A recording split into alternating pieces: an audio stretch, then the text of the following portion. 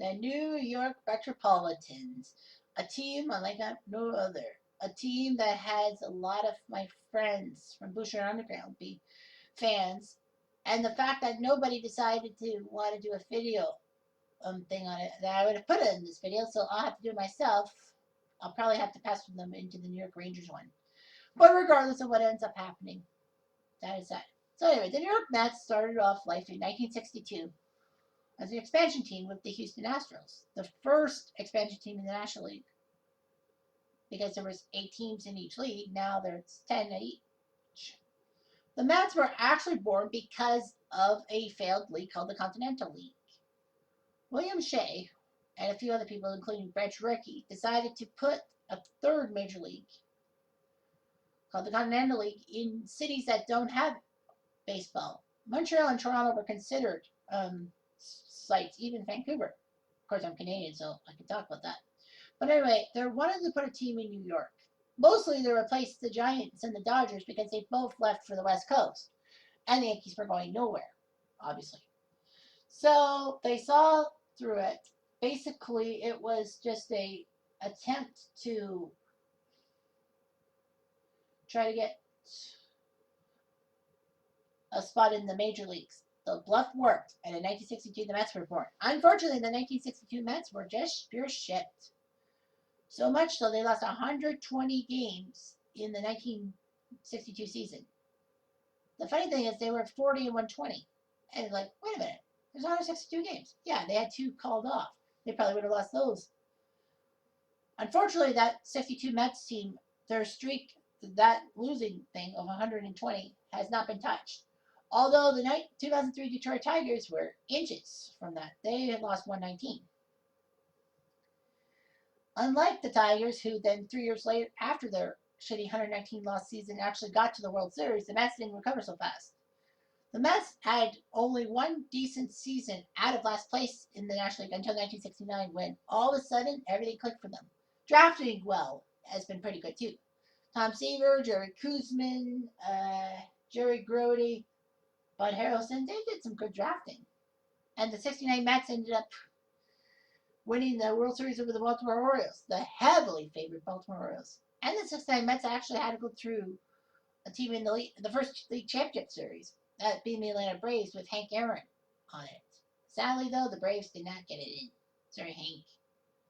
No second ring for you. So anyway, the New York Mets were off and on. 73 was one of the most strange years because every team in the AL East actually had a chance to win the pennant, including the Expos. However, the Mets beat the Pirates on an inside the park home run by Dave Augustine that's still talked about today in Mets circles.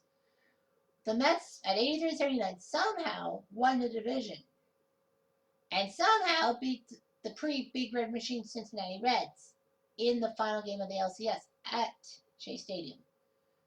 And the Mets nearly beat the Oakland Athletics in the World Series. Game 2 was a hot button one when Yogi Berra got his butt thrown out for arguing with the plate umpire on a tag on Bud Harrelson. That was not a tag. So anyway, they won that game 2, famous game 2, and then they lost game 7 on home turf.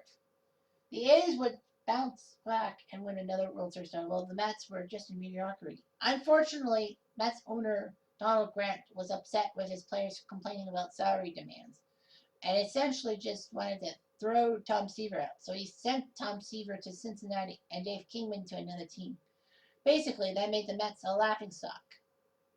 The Mets would not recover as fast as you'd probably think they would. But in 1984, a beacon of light by the name of Dwight Gooden came in and he pitched his heart out when he Rookie of the Year. 85, he was even better, 24-4. That's amazing. And the 85 Mets were fighting the Cardinals for the NL East title. Unfortunately, the Mets lost out on the final weekend to the Cardinals. And it could have been big. The Mets would have probably taken out the 85 Dodgers, and then they would have met Kansas City or Toronto in the 85 World Series. Who knows? And as we all know, the 1986 New York Mets won the title. 108 wins will do that for you. Winning 2 out of every 3 games he played that season. That's amazing. for the Mets. The Mets actually had a problem. They almost choked in 1986 to the Astros.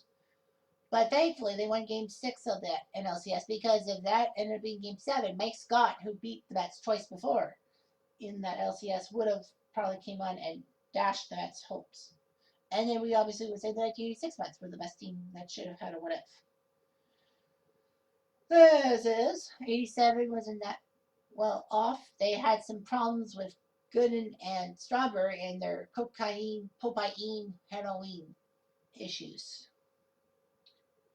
So unfortunately, drugs consumed Gooden and well, it did with Keith Hernandez, but Gooden and Strawberry just weren't the same after that. Even though the Mets hit 6 home runs in the opening day of 1988 season, which we will be focusing on.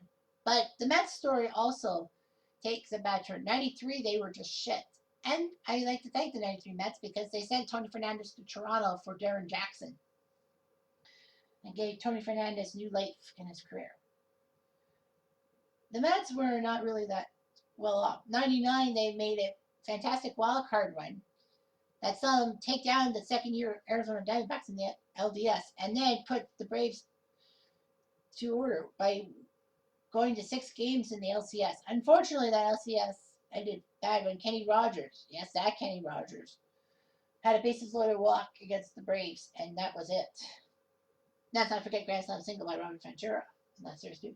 But the 2000 Mets somehow made the finals. Atlanta was actually shocked by, I believe, St. Louis, if memory serves me right. But the Mets took on the Cardinals, beat them in the LCS, and faced off against the Yankees in a New York series. That was highlighted by Mike Piazza being made with a shattered bat and Roger Clemens throwing it back at him, and Derek Jeter's leadoff home run in Game 4, I think. But anyway, the Mets lost that World Series in 2000. And strange enough, like I said in the Braves one, I actually saw the 2000 Mets live against the Blue Jays at Skydome. But unfortunately, those Mets lost 7-2. Marty Cordova hit a grand slam in that game. Al Leiter, I believe, started that game for the Mets.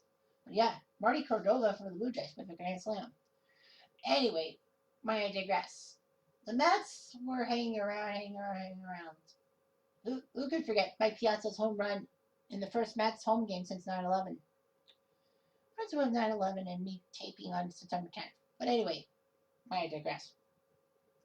The Mets had their chances, but in 07 and 08, they had double chokery to get a playoff spot. They couldn't get a playoff spot. Now you'd be thinking, hang on, shouldn't one of those years be your what ifs? But no.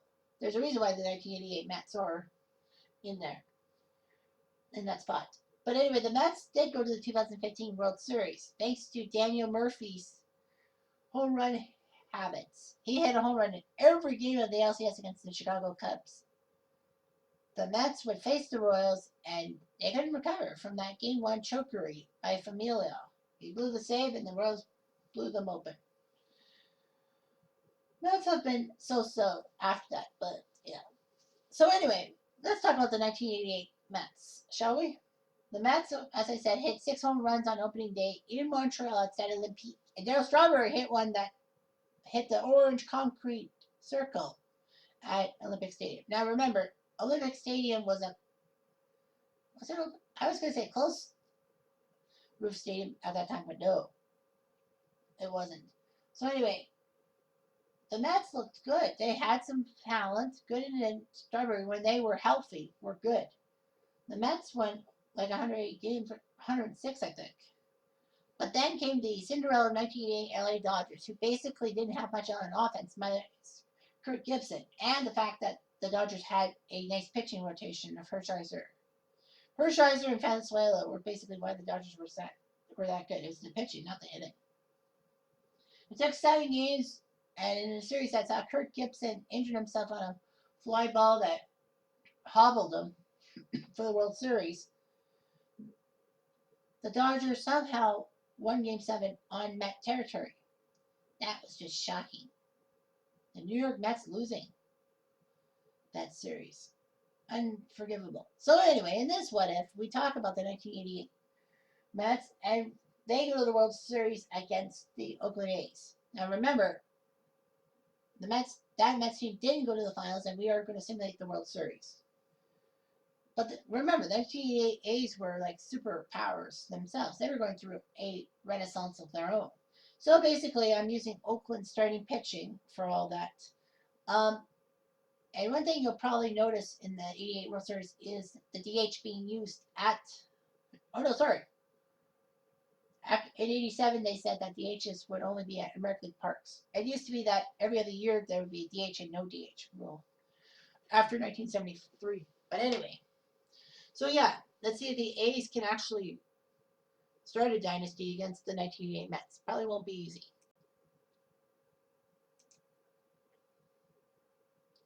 So here we go. We got the Mets and the A's. Dwight Gooden gets the ball for Game 1 of the World Series against the A's. Now remember, the National League had home field because of the rotation system. Dave Stewart started Game 1 of the '88 World Series as is. And the A's won the game 4-2. Great job there. Ron Hassey. Remember him, the catcher? Ron Hassey. 2-run homer to make it 2-0.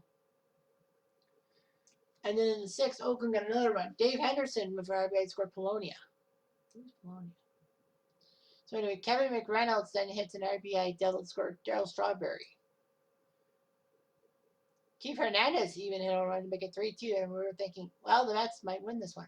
But Mark McGwire, Bash brother, hit a home run to make it 4-2, and that was it. McGwire with an RBI, Henderson with 1, well, Dave Henderson, and Hassey with 2. Stewart went 8 innings, Eckersley picked up the save.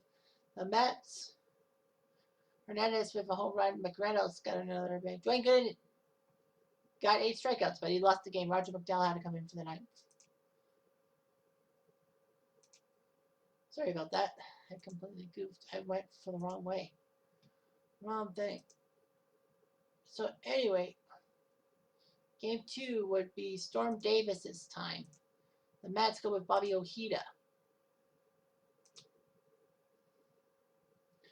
And it didn't work. The A's put up a 8 spot to win the game 8-5. Glenn Hubbard, old Mother Hubbard, RBI double to score Walt Weiss, while Luis Polonia RBI single. Walt Weiss hit a 2 RBI single to score McGwire and Dave Henderson. Wow, 4-0. This is over. But Hojo with a 3-run home run that scored Jeffries and Backman ahead of him. And they had a runner on third, but Mookie grounded out. Dave Magadan actually got a 2 RBI double to score Hernandez and Backman. Because 5-4 is like, wow, the Mets are going to win. Not so fast. Runners on the corners. Dave Henderson hits a double to score Canseco and McGwire. Walt Weiss with an RBI single. At 7-5, McGwire hit an RBI single to make it 8-5, and that was it. So, not much. Polonia, McGwire, Henderson, Weiss, Hubbard with RBIs. Storm Davis went 4 on the door. He didn't get the win. Gene Dave Nelson didn't. Greg Cataract did. Rick Honeycutt and Dennis Eckersley. Back end. Hojo with 3 RBIs. He looked good. Bobby Ojeda went 5 innings, and McDowell and Terry Leach was the one who was the guy who blew it. David Cone pitched an inning in the 3rd. Then they decided to go with David Cone for Game 3 out on the West Coast. Bob Welsh for the A's. Dave Magadan is allowed to play DH because of his heroics in Game 2. And it worked out. The Mets put Oakland in trouble. After a Hojo single that got him to second base, Kevin McReynolds walked, Mookie Wilson walked, Keith Hernandez, crunch, grand salami, 4-0. Darryl Strawberry makes a terrible defensive error and got Luis Polonia across the plate. In the top of the 5th, Darryl Strawberry atoned for it with an RBI single to score Hojo. And then Hojo got an RBI to score Backman in the 7th, 6-1. And then the 9th, Hojo with a 2 RBI double, Magadan with an RBI single. 9-1. Mr. Keith Hernandez, 4 RBIs. Hojo, Magadan, and Strawberry with the other ones. David Cone, 8 innings. They decided to give Terry Leach a chance. But the A's are not happy. Bob Welsh didn't do so well. Then Nelson and Eric Plunk. That's a funny name for a pitcher, Plunk. The A's decided to go with Dave Stewart for Game 4. Ron Darling goes for the Mets. The Mets go with a 4-man rotation because they know Oakland doesn't have a number 4. And it didn't work. The A's with a 4-1 win. Terry Steinbach RBI single scored Dave Henderson. It was 1-0 for the longest time to the 7th when Luis Polonia got an RBI single score Hubbard. Dave Henderson with a 2 RBI single score Polonia and Canseco. Hojo with a home run 4-1, and that was all the Mets could muster. Hojo with a home run. Ron Darling went 6 1/3 and lost. Roger McDowell suffered massively. I think I started the wrong person. I think I was supposed to start David Cone, but Cone pitched. Ah, man, I screwed it up, but I can't redo it. Dave Henderson, 2 RBIs. Stuart Dwayne actually the save. Oakland now has a 3-1 lead. They know Stormy Davis can do something about it, and he will do something about it. He'll face Dwight Gooden. And it worked. The Mets come out on top, 9-2. Another 4 spot in the first inning, just like Game 3. McReynolds with a RBI single. Mookie Wilson with an RBI single. Gary Carter, 2 RBIs. He remembers who he is. Dave Magadan with an RBI scored back when Gary Carter makes it 6-0. It's like, okay, we got a Game 6. Joe Strawberry puts a nail in the coffin with a sack with a home run in the 4th. Jose Canseco RBI double. McGuire scored Canseco with a ground out. At this point, the game was over. Mookie Wilson with a bases loaded walk, and Gary Carter with a sac fly. Man, Gary Carter, there you go. 4 RBIs, Mookie with 2. Dwight Gooden, 124 pitches for the win. Canseco, McGuire, RBIs for the A's. Storm Davis, 2 innings, and then the bullpen didn't really do as badly as you think. G. Nelson, Eric Plunk, Greg Cataract, Honeycutt. So off to Game 6. Still using their 3-man rotation. The A's go with Welsh. Well, Bobby Ojeda has to go for Game 6. So, can Oakland clinch? Well, Mark McGuire. 2-1 pitch. McGuire hits it to center field. This is trouble. It's back. Say goodbye to that one. Mark McGuire. The Bash brother does it 1-0. Here we're in the top of the 4th. The pitch. Hazy. Ground ball single. Base hit. Here comes McGuire. It's 2-0. Weiss hits into fielder's choice. They'll score Henderson 3-0. Surprised they did it without Ricky Henderson. But anyway, Mark McGuire got a fielder's choice to make it 4-0. Kevin Elster hit a home run in the bottom of the 5th. McCarney Lansford. Base hit. Here comes Hubbard. 5-1 A's. On to the 7th. The pitch. Henderson. This is trouble. This is into the corner. Canseco will easily score. Henderson walks to 3rd with a triple. The pitch. Weiss. Ground ball single. Henderson scores. Hassey going for 3rd. Save. He just got lucky. Glenn Hubbard gets a fielder's choice score. Hassey. It's 8-1. Kevin Elster another home run. Dave Henderson makes it 9-2 for ground ball single. Hernandez with a triple score. Mookie Wilson. Gary Carter. They give Hernandez his run because that doesn't mean anything. Bases are loaded. Here comes Hernandez. 2-1. Hernandez. Ground ball to short. They'll flip the second. That will do it. The New York Mets thought they had it in the bag. But no, the Oakland Athletics. What a year they had. They're the 1988 champions. They won a dynasty. They might get the dynasty. McGuire with 2 RBIs. Henderson with 2. Hassey, Lansford, Weiss, and Hubbard. 7 2/3 for Welsh. Cataract and Honeycutt. The Mets. Kevin Elster with 2 home runs. That's strange. But anyway, Bobby Ojeda does not get the win. So the 1988 NY Mets do not get anything on the ground. Oakland would start a dynasty. A dynasty that should have been a dynasty.